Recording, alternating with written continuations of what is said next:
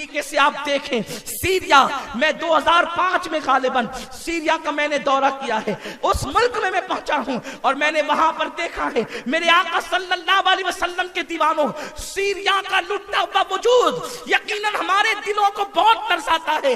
ہم رات دن اس کے لیے اللہ گواہ ہے دعا کرتے رہیں گے.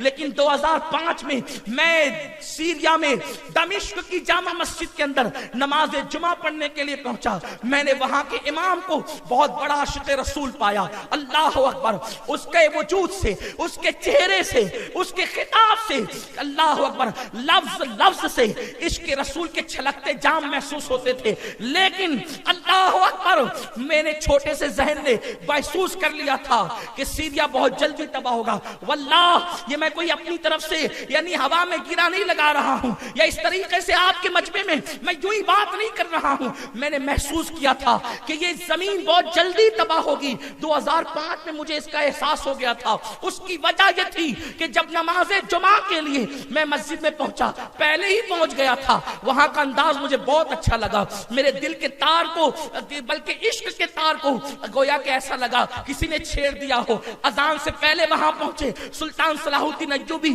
نور الدین زنگی کے مزار پہ حاضری دی اور پھر ارادہ یہ تھا حضرت یحییٰ علیہ السلام کے مزار پہ فاتحہ پڑھی اور یہ تھا کہ اب اذان ہوگی. لیکن جب اذان ہوئی تو پہلے مؤذن نے سورۃ الجمعہ کی تلاوت کی. اس نے پورا سورہ جمعہ پڑھا. سورہ جمعہ پڑھنے کے بعد مجھے خیال تھا میں یہاں نماز جماعت کے ساتھ پڑھوں یا نہ پڑھوں. تو اس وقت جب جمعہ کی سورت اس نے پڑھ لی، سورہ جمعہ اس نے پڑھ لیا، اس کے بعد اس نے قصیدہ بردہ شریف کی تلاوت شروع کی اور وہ بلند آواز سے رب صلی وسلم دائما ابدا علی حبیبک خیر الخلق کلہم، امام بوصیری کے اشعار وہ پڑھنے لگا. میرے دل کی کلی کلی کھلنے لگی کہ میں آج بھی اس مسجد میں آیا ہوں، دمشق کی جامع مسجد میں، جہاں بے فضلہ تعالی سنیت موجود ہے، عاشقان مصطفیٰ موجود ہے. اور اس کے بعد جب پھر ارادہ یہ ہو گیا کہ یہاں پر نماز جمعہ ادا کی جائے گی اور ہم نے اپنے اکابرین سے مشورہ بھی کر لیا کہ یہاں نماز ادا کی جا سکتی ہے. پھر ہم پہلی صف میں بیٹھے. بیٹھنے کے بعد جو ہے ہم نے ارادہ کیا ایک کام کریں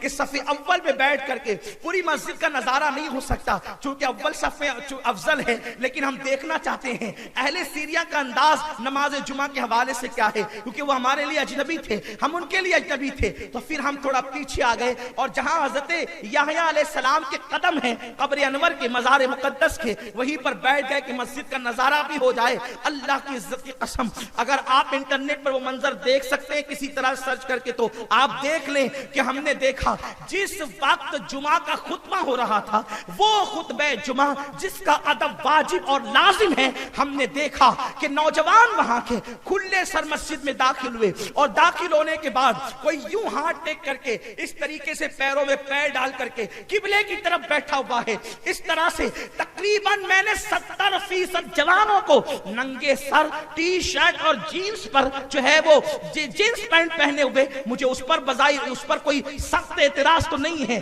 اس لیے کہ میں اس پہ بہت سخت باتیں نہیں کرتا. اللہ اکبر، اس کے حوالے سے میرا موقف میں دوسری تقریروں میں کر چکا ہوں. میں اس پہ بہت سخت باتیں کرنے کا عادی نہیں ہوں، لیکن آپ سے بتانا یہ چاہتا ہوں کہ ان کا حلیہ کیسا تھا.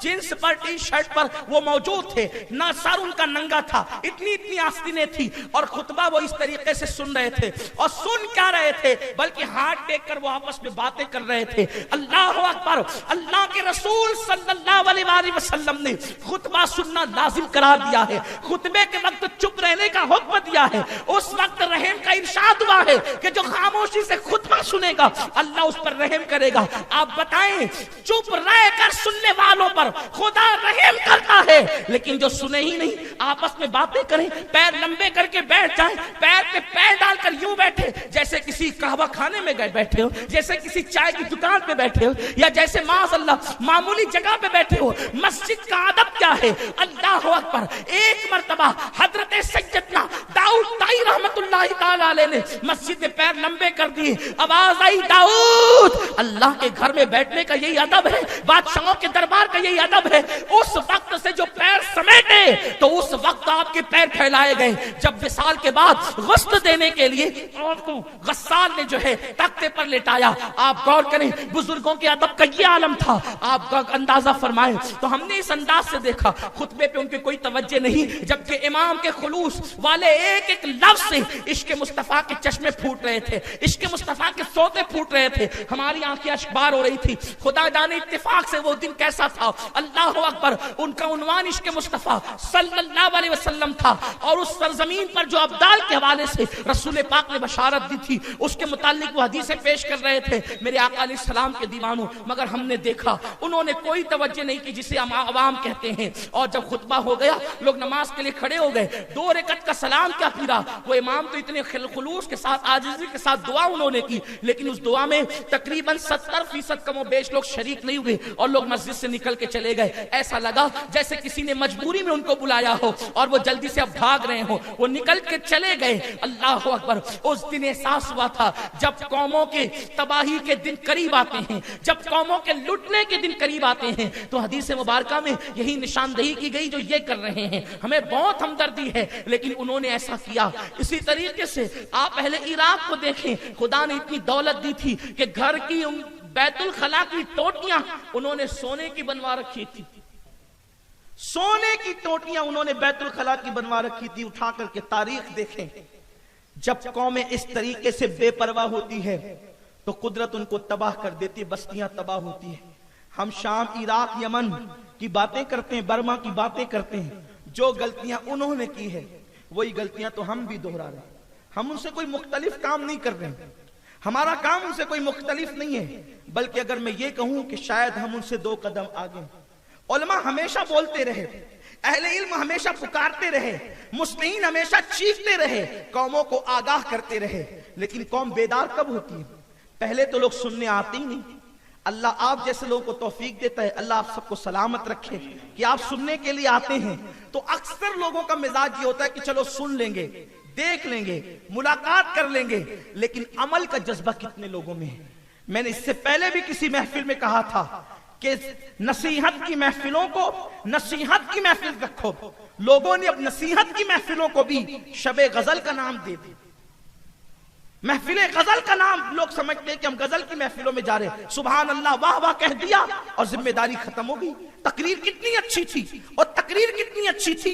اس سند لینے کے لیے تمہیں نہیں بلایا گیا کہ تم خطیب کو اچھا خطیب ہونے کی سند دو، بلکہ نصیحت کے لیے اس لیے بلایا گیا ہے کہ تم اپنی زندگیوں میں تبدیلی پیدا کرو، اپنی زندگیوں میں انقلاب پیدا کرو، اپنی زندگی کو بدلنے کی کوشش کرو. اس لیے کہ جب انسان اپنی زندگی کو نہیں بدلتا، میرے قائد کا قول ہے کہ جب کسی قوم کو ناسے کی نصیحت اثر نہیں کرتی، جب کسی قوم کو خطیب کی تقریر نہیں بدلتی، تو پھر اس قوم کو عذاب الہی بدلتا ہے، اللہ کا عذاب بدلتا ہے. میرے پیارے آقا صلی اللہ علیہ وسلم کے دیوانوں،